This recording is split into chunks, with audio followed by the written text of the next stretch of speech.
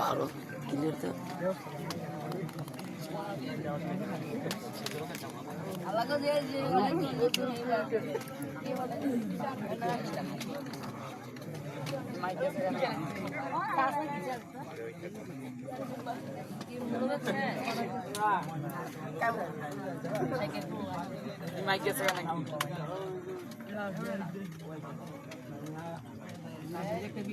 যাদের সামনে বসলাম, যারা আমার সামনে বসছে, সবার সাথে আল্লাহর কাছে